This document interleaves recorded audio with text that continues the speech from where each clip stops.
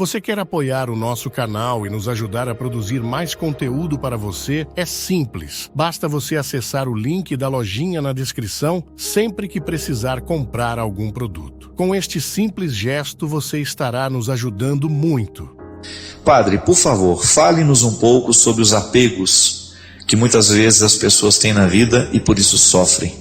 Especialmente a pessoas, apegos a pessoas, amores passados que não deram certo. O apego, minha gente, é um jeito estranho de amar, né? A gente não diz que não é amor. É um amor que ultrapassou os limites que poderia, né? É sempre bom a gente entender que amar uma pessoa é você saber qual é o limite. Até onde você pode ir, até onde você não pode ir. Amar uma pessoa significa nós vivermos a experiência do cuidado, mas este cuidado não pode ser excessivo. Porque muitas vezes nós invadimos a vida do outro. Ontem nós até pregávamos sobre isso. E até uma pessoa comentou aqui hoje. Muitas vezes nós temos um modelo único de paternidade. Seu filho precisa de um pai amoroso, mas às vezes ele precisa também de um pai duro. Isso é amar. É você descobrir as modalidades do afeto. O que é o apego?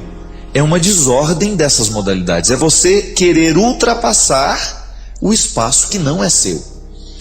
E muitas vezes nessa ilusão de que amar é você ser dono do outro, você acaba invadindo na vida do outro aquele território que não lhe pertence. Não é porque você se casou com essa mulher que agora você tem o direito de invadir todos os territórios dela. Não. Existirão muitos territórios que ela vai querer preservar. E ela tem o direito, porque ela continua sendo uma pessoa. Mesmo casada, mesmo tendo essa interação constante com o marido, ela tem os territórios dela que são sagrados. Por exemplo, a vida dela com a família dela, a vida com os pais, a vida com os irmãos. São territórios que o marido não conquistou. Por mais que ele tenha se casado com ela e faz parte da família, ela continua tendo uma relação de irmã, de filha. É claro que como esposa, essa relação é modificada.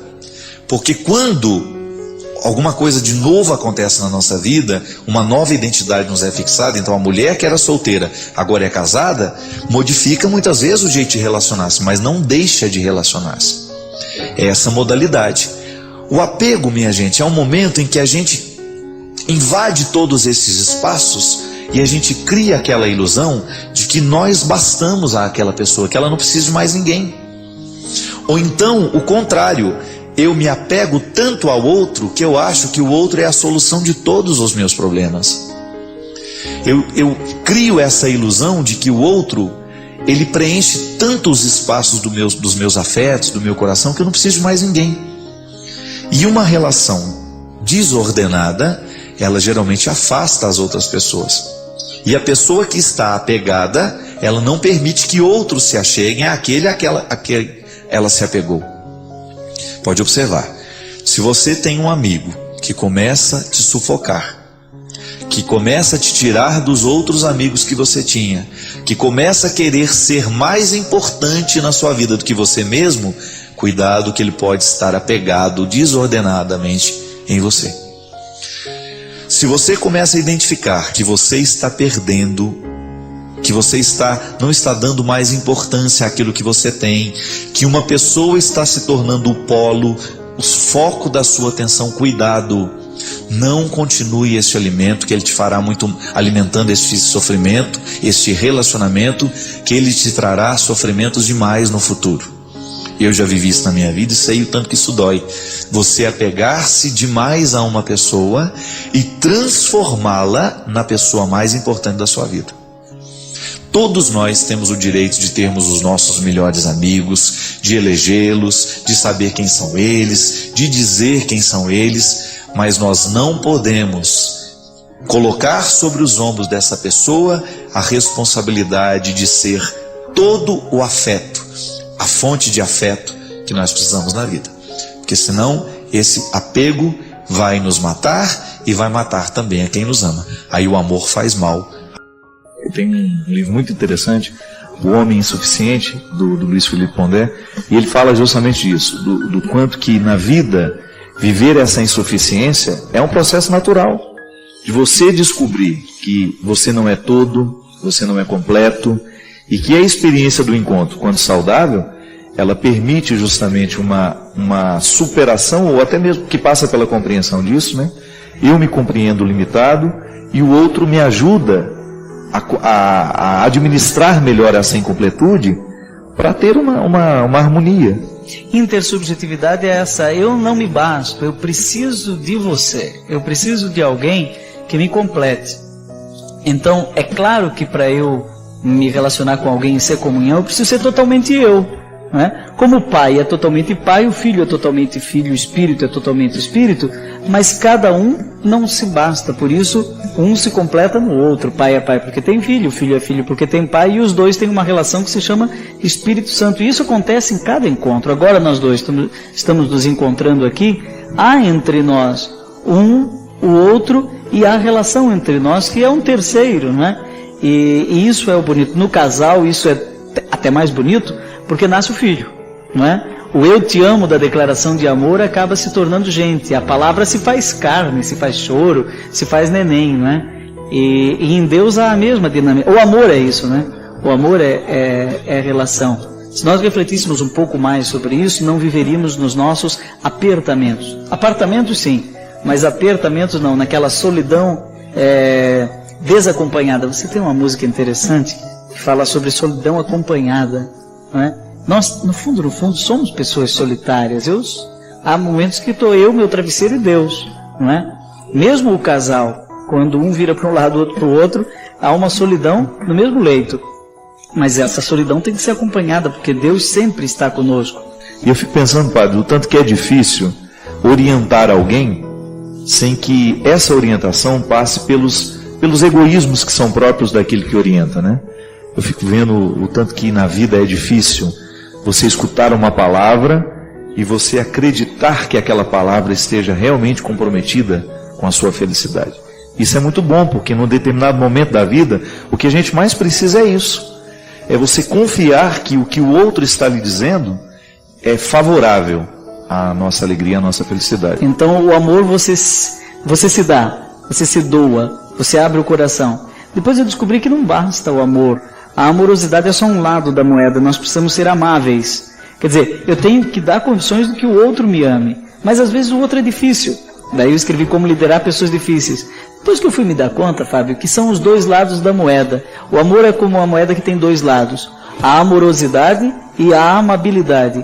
Eu amar, mas eu permitir que o outro me ame, porque às vezes o meu coração está muito aberto para amar, para me doar. A mãe faz muito isso, né? Se dá inteira para os filhos, pai, mas nem sempre eu sou tão amável.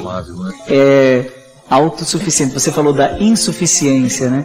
A pessoa amável, ela reconhece que não pode, que não consegue, que não se basta, né? Que precisa da ajuda do outro quando vem o sofrimento, quando vem a lágrima. É tão bom ter um ombro para chorar, uma pessoa que chega e diz: olha, estou aqui, né? Vamos lá, vamos para frente. Quem dirige a nossa vida, segundo o Espírito, é o próprio Deus. Então o Espírito Santo é o diretor espiritual. Direção espiritual é descobrir a direção do vento, a direção do Espírito de Deus. Essa ventania de Deus, ela me manda para o norte, me manda para o sul. A vontade de Deus me manda a cada momento para algum lugar. E direção espiritual é descobrir a direção do vento na minha vida. Então nós podemos ajudar alguém a discernir aqui também. E às vezes nessa direção do vento há obstáculos, né? Há entraves. Quantas pessoas que me perguntaram já sobre nulidade matrimonial, né? E às vezes uma palavra pode ser uma chave que abre o cofre de um enigma vital. A pessoa não consegue ir para frente, está bloqueada nos seus relacionamentos, até no relacionamento com Deus, mas por que não com as pessoas? E por quê? Porque falta uma palavra. E quem vai dizer essa palavra? Talvez ela não tenha quem diga essa palavra. E aquela palavra, ela diz: puxa, mas é verdade.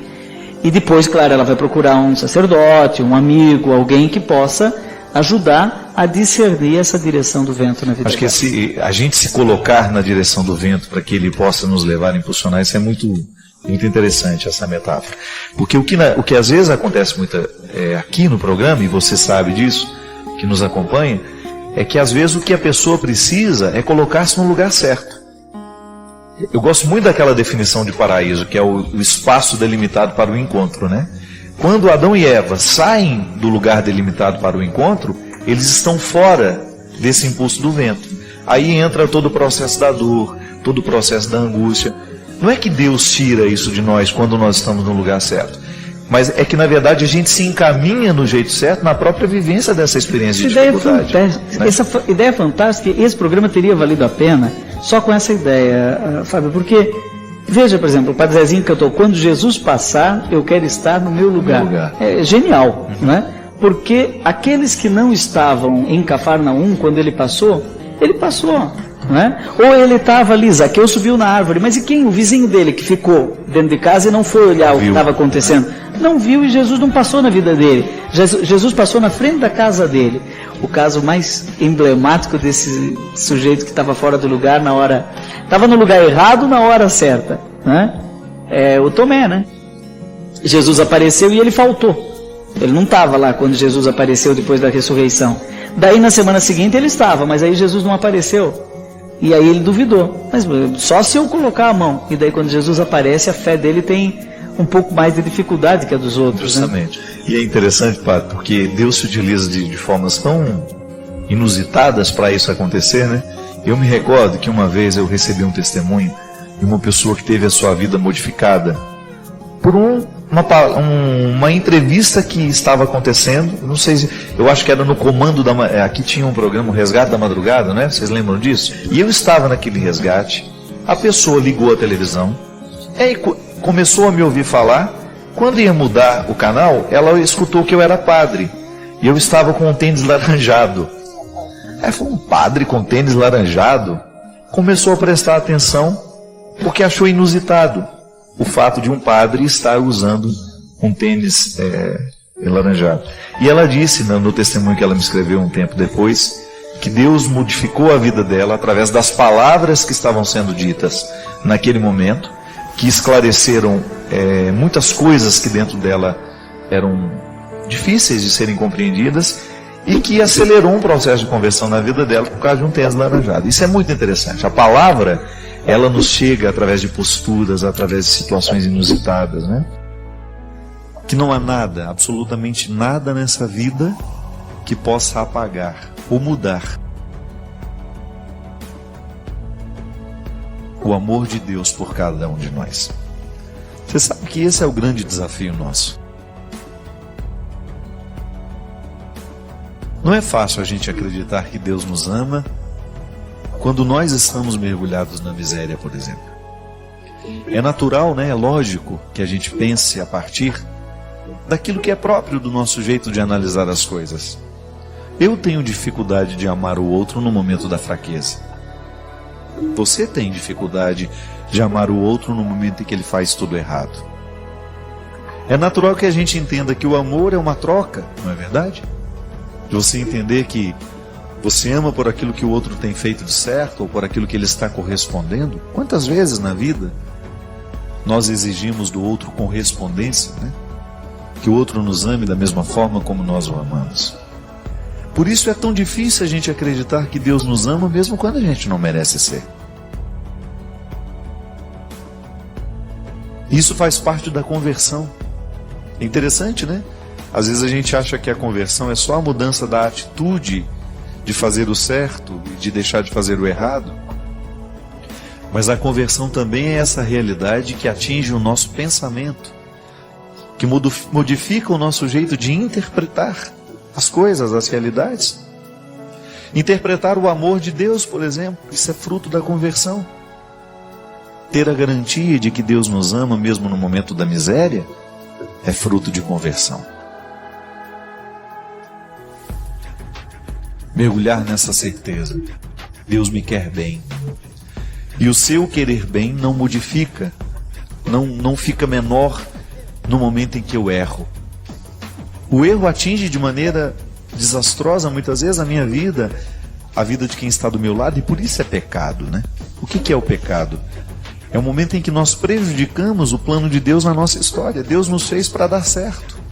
E o pecado muitas vezes são atitudes, são palavras, são gestos que impossibilitam este desejo de Deus para nós. O meu pecado pode, por exemplo, prejudicar diretamente uma pessoa que vive comigo. Então eu começo, por causa dos meus erros, gerar infelicidade na vida das pessoas que eu amo. Então eu acabo prejudicando esse plano de Deus para a sua vida, que é de realização, de alegria, de bem-estar. E é por isso que o amor é uma resposta, é também uma pergunta, mas é também uma resposta. O tempo todo nós vivemos a dinâmica do amor pergunta, do amor resposta. É pergunta à medida em que nos interroga o tempo todo. Uma interrogação que nos faz pensar: como é que eu devo viver a partir do amor de Deus? E aí você vai para o contexto das respostas. Devo viver assim? Devo corresponder dessa forma? Porque saber que Deus me ama na minha miséria, no momento em que eu não mereço ser amado, modifica radicalmente a maneira como eu passo a compreender o amor. Aí eu desprendo dessa forma mesquinha muitas vezes de interpretá-lo, de achar que o amor é uma correspondência. Não.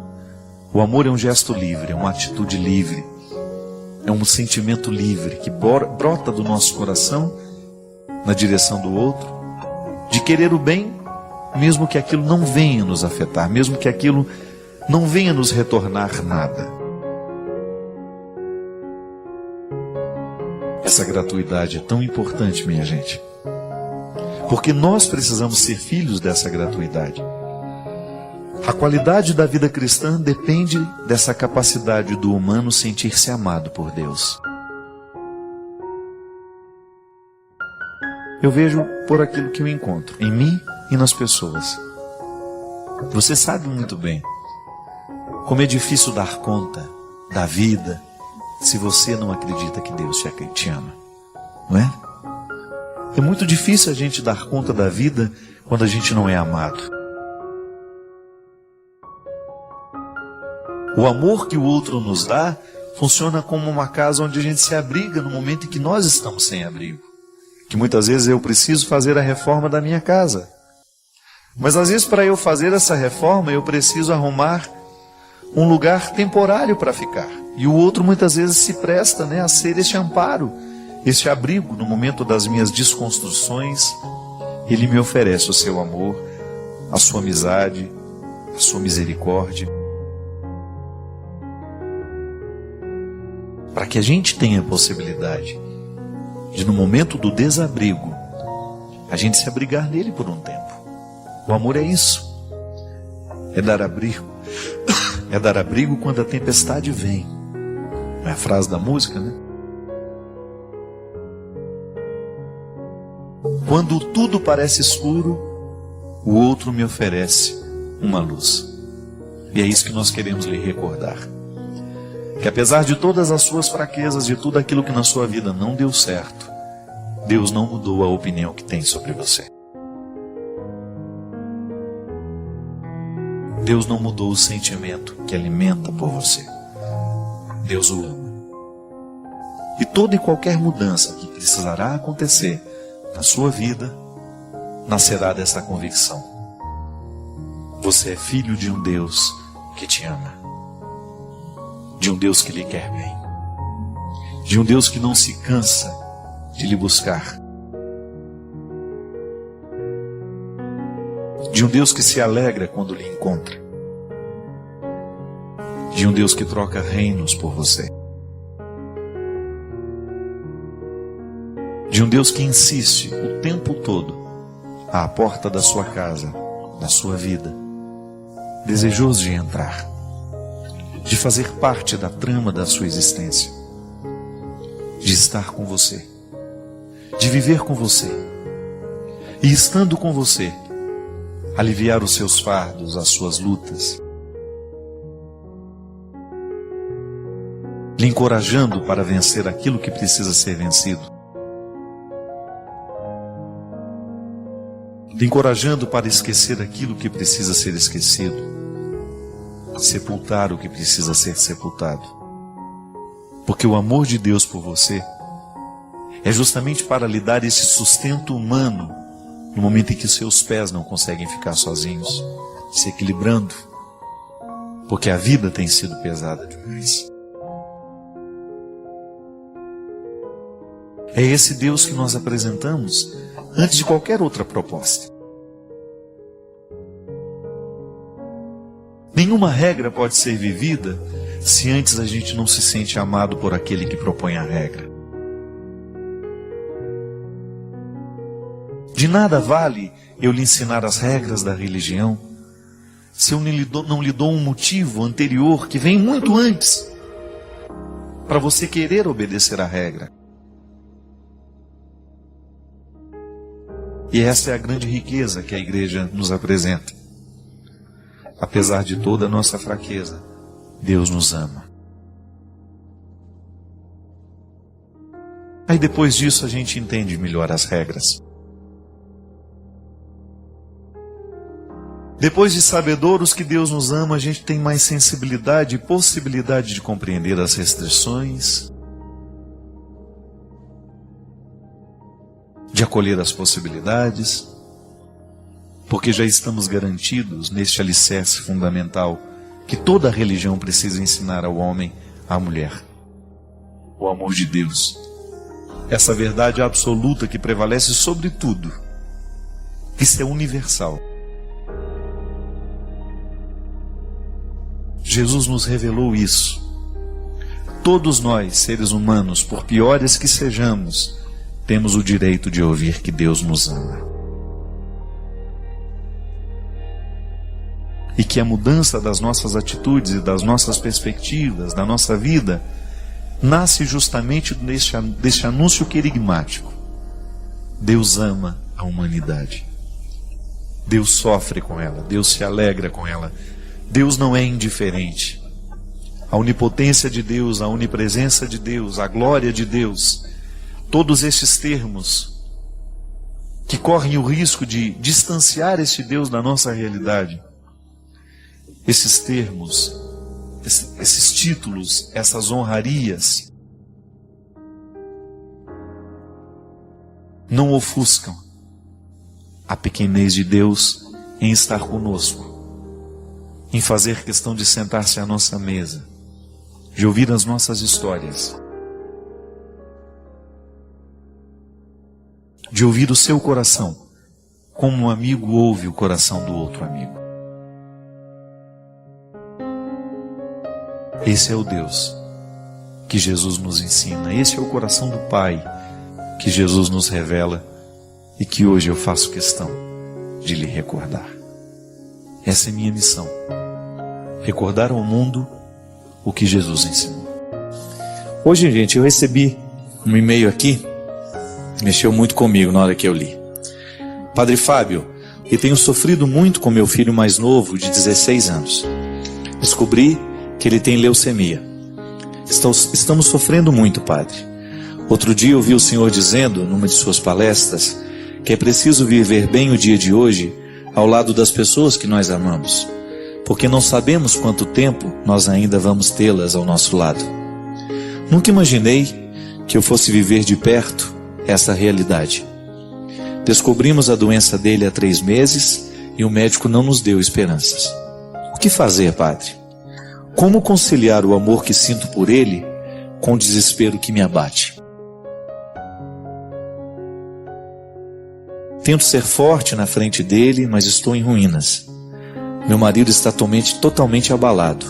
Não se pronuncia, sofre calado. Temos uma filha de 6 anos. Minha mãe tem me ajudado muito, mas eu preciso de uma palavra do Senhor, padre.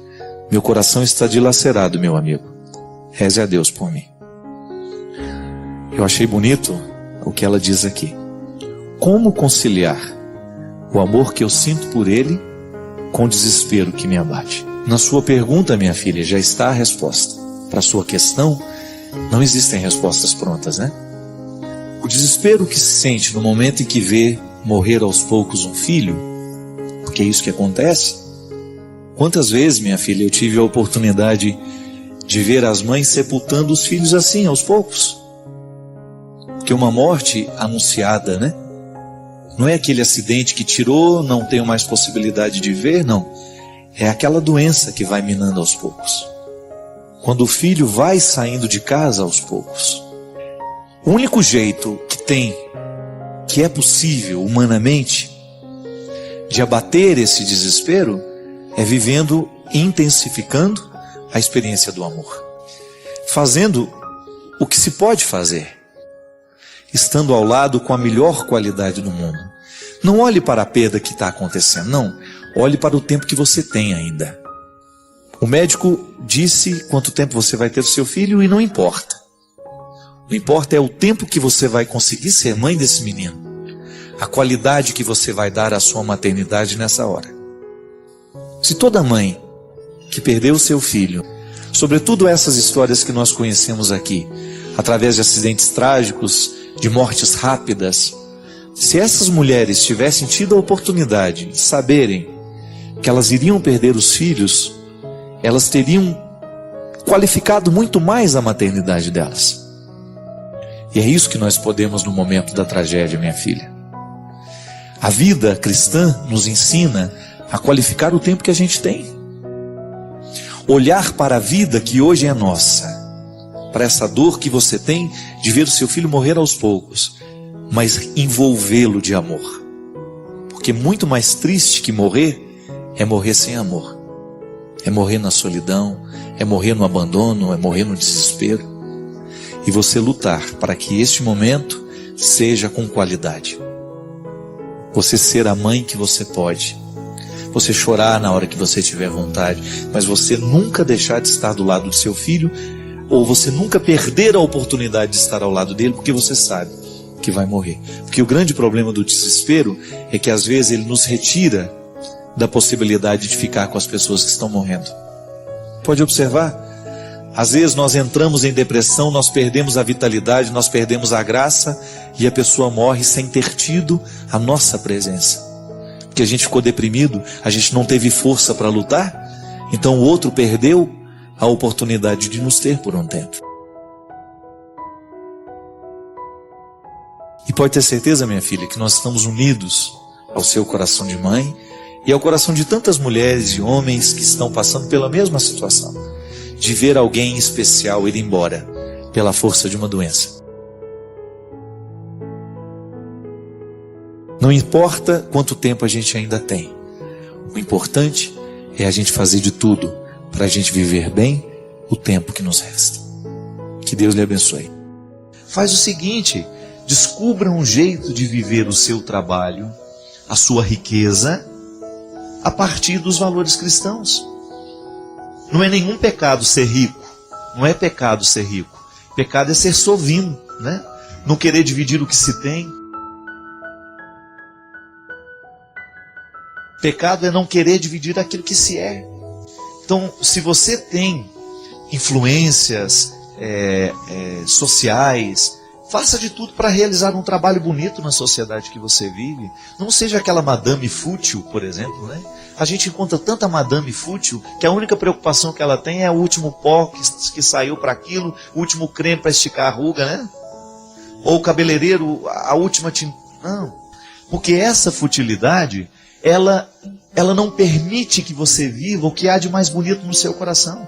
Deus entra na nossa vida para purificar os nossos excessos. Então você tem todo o direito de ser uma madame, uma mulher bonita, bem arrumada, que você tem condições para isso, mas ao mesmo tempo você tem sensibilidade para viver com simplicidade, para dividir o que você é e o que você tem com as pessoas que você conhece. Aliás, eu acho que uma pessoa só é fina à medida em que ela é educada também, né? À medida em que ela sabe acolher as pessoas que estão próximas, em que ela não está em cima do salto olhando todo mundo de longe e achando que ela é melhor que todo mundo. Não. Eu fico vendo isso no trabalho que a gente realiza, né?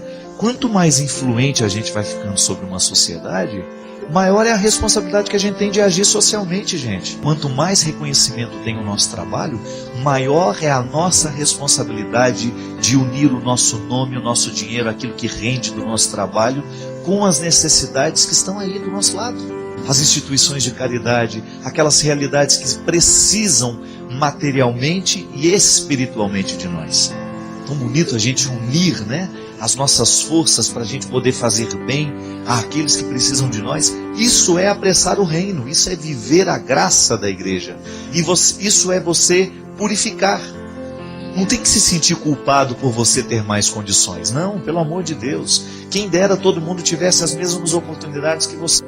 Agora, não permita que a lógica do capitalismo venha lhe retirar a sua capacidade de ser boa, a sua capacidade de ser sensível, porque o grande problema do capitalismo é que, em nome da produção e da venda, se passa por cima de todo mundo. Desvaloriza-se a pessoa para valorizar o dinheiro. Pobre não tem valor dentro do contexto capitalista, porque ele é apenas um instrumental para chegar lá. Quantas pessoas escravizadas nos seus mecanismos de trabalho, justamente porque tem patrões que não pensam no bem do outro. Só quer usar o outro como um mecanismo para alcançar dinheiro, poder. É contra isso que nós precisamos trabalhar. Mas não significa que agora nós vamos ter que fazer o mundo ficar pobre. Não, não é isso não. A pobreza que a vida religiosa propõe, que a vida sacerdotal propõe, é muito mais do que pobreza material. É a capacidade de acolher aquele que chega. E, por exemplo, quantas congregações são riquíssimas? O grande pecado que essas congregações podem realizar é justamente no momento em que elas se fecham na riqueza que têm e não fazem nada pelos pobres. Não é verdade? Quando você percebe que o dinheiro é administrado para ficar rendendo isso, aquilo, papapá, mas não existe nenhum comprometimento social com a sociedade. Isso nós não podemos admitir. E é aqui que a gente tem que entrar. Não tem que fazer a crítica das congregações, da igreja, não. Tem que fazer a crítica a partir de mim. Eu sou Padre Fábio, eu tenho um trabalho, eu luto no meu dia a dia, eu trabalho para sobreviver, sou eu que pago as minhas contas, eu sobrevivo daquilo que eu faço. Mas e agora? Como é que eu administro o que rende do trabalho que eu realizo? Eu estou sendo capitalista? Ou eu estou tendo uma sensibilidade social com aquilo que rende o trabalho que é meu? Aí você se faz essa pergunta também. Você não precisa ser padre para se perguntar isso. Andressa, é essa pergunta que todos nós temos que fazer para a gente poder dormir em paz com a nossa consciência.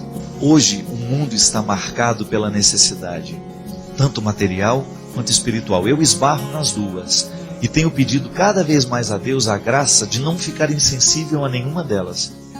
O que a gente puder fazer, nós temos que fazer. Eu, por exemplo, nasci numa família pobre. Meus irmãos são pobres até hoje.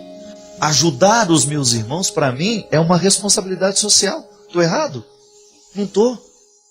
Não adianta nada eu ficar fazendo as minhas caridades lá para a instituição tal, se de repente eu não estou sensível à necessidade dos meus irmãos. Isto é uma responsabilidade que se impõe ao meu coração sempre. Quando eu precisei assumir uma nova postura de vida, justamente por causa disso, precisava cuidar da minha mãe. É uma responsabilidade social que eu tenho. Mas isso não me fecha no meu mundo com as minhas necessidades. Não.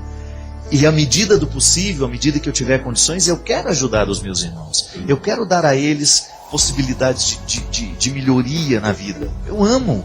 São pessoas que são importantes para mim. Será que você vive aquilo que Deus lhe dá somente para você? Ou você está tendo sensibilidade para perceber as pessoas que estão do nosso lado? Aí eu falo para você também. Para você que nos assiste agora e que de repente é verdade, eu nunca parei para pensar nisso. Não é problema você ter o fruto do seu trabalho. Se o seu trabalho lhe rendeu muito, se a sua profissão lhe deu muito dinheiro, não é nenhum problema. O problema é o que você faz com o que a sua profissão lhe deu, com o que o seu cargo lhe deu. É tão triste, minha gente, quando você percebe que uma pessoa, ela assume um posto de poder e ela vai tratando as pessoas mal por causa disso. Tem o olhar sensível para perceber o outro. Essa é a maior beleza que eu vejo numa pessoa. Quando ela tem dinheiro, ela é bem sucedida, ela é uma pessoa famosa, ela é uma pessoa que alcançou muita coisa na vida, mas ela não perdeu a sensibilidade de olhar as pessoas sempre nos olhos e tratá-las bem. Mesmo porque não há riqueza maior e mais bonita nessa vida do que você ter um ser humano sensível às necessidades do seu tempo. Obrigado por se juntar a nós nesta busca pelo conhecimento e pela fé. Compartilhe suas reflexões na seção de comentários, inscreva-se para mais jornadas e convide outros a se juntarem a esta aventura.